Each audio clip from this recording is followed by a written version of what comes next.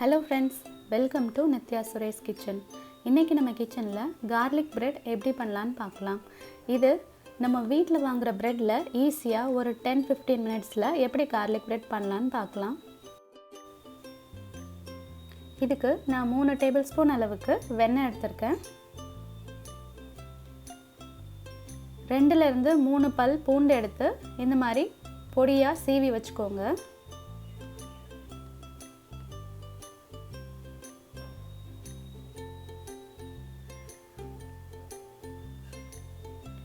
ஒரு டீஸ்பூன் அளவுக்கு chilli flakes எடுத்துர்க்கேன்.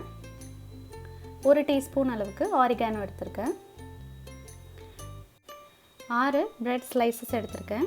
நீங்க white breadக்கு பதிலா wheat bread கூட யூஸ் பண்ணிக்கலாம்.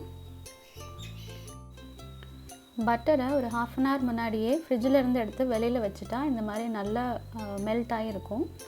அது கூட நம்ம உப்பு சேர்த்து நல்லா மிக்ஸ் பண்ணிக்கலாம். நீங்க வாங்குற பட்டர் வந்து unsalted பட்டரா இருந்தா இந்த மாதிரி உப்பு சேர்த்து மிக்ஸ் பண்ணிக்கலாம். salted பட்டரா இருந்தா நீங்க அப்படியே கூட எடுத்துக்கலாம்.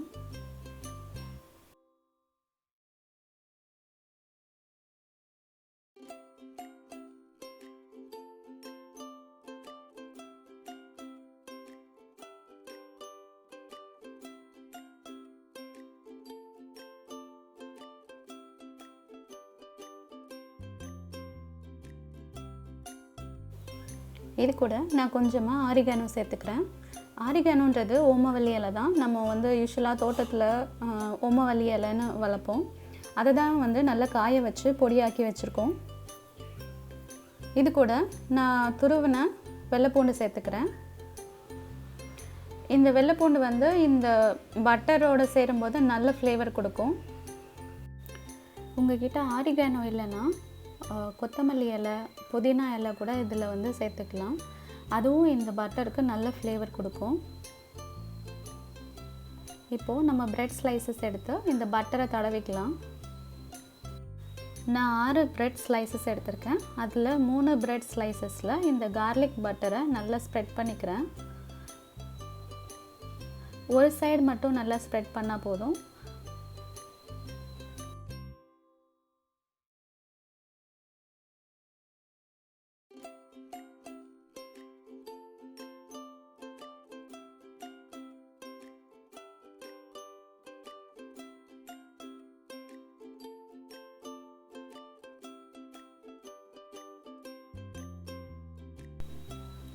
இந்த மாதிரி மற்ற 2 பிரெட் ஸ்லைசஸ்லையும் நல்லா ஸ்ப்ரெட் பண்ணி எடுத்துக்கலாம்.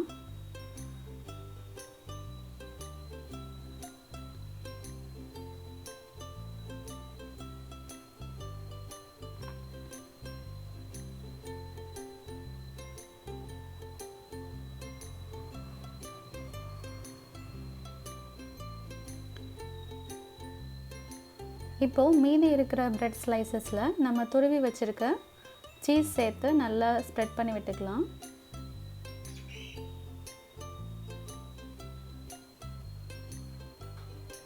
அது மேலே chilli flakes கொஞ்சமா ஆட் பண்ணிக்கலாம். சப்போஸ் கிட்ஸ்க்கு கொடுக்கறதா இருந்தா இந்த chilli flakes நீங்க அவாய்ட் பண்ணிக்கலாம். மீதி இருக்கிற 2 பிரெட் ஸ்லைசஸ்லயும் இந்த மாதிரி சீஸ் போட்டு எடுத்துக்கலாம். நான் இப்போ garlic bread மேலே இந்த சீஸ் போட்டிருக்க பிரெட் எடுத்து ஒன்றுக்கு மேலே ஒன்றா வச்சிடறேன். இந்த மாதிரி மற்ற 2 பிரெட் ஸ்லைசஸையும் ஒன்றுக்கு மேலே ஒன்று வச்சிடலாம்.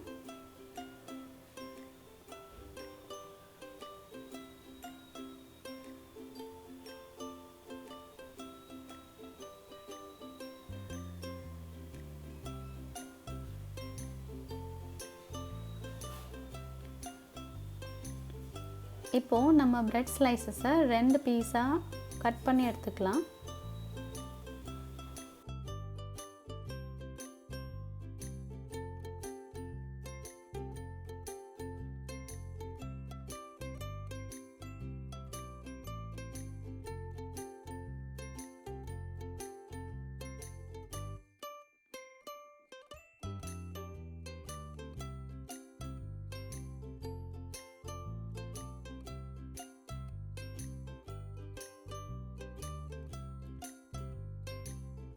இது மேலே நான் கொஞ்சமாக வெங்காயம் கட் பண்ணி மேலே ஆட் பண்ணிக்கிறேன். இந்த வெங்காயம் வந்து இந்த ப்ரெட்டுக்கு நல்ல ஸ்வீட் டேஸ்ட் கொடுக்கும்.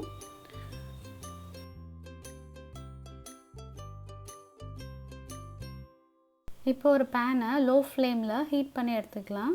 அதில் நான் கொஞ்சமாக பட்டர் தடவி எடுத்துக்கிறேன்.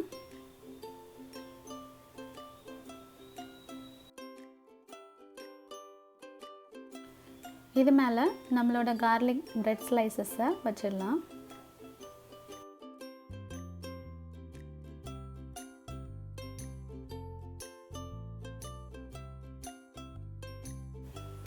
இதை மூடி போட்டு கவர் பண்ணி வச்சிடலாம். ஒரு 3-4 மினிட்ஸ் நல்ல லோ ஃப்ளேமில் இது நல்லா ஹீட் ஆகணும்.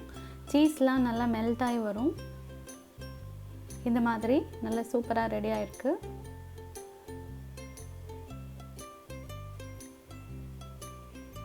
நான் இன்னொரு செட் அவனில் வச்சு எடுத்துடுறேன்.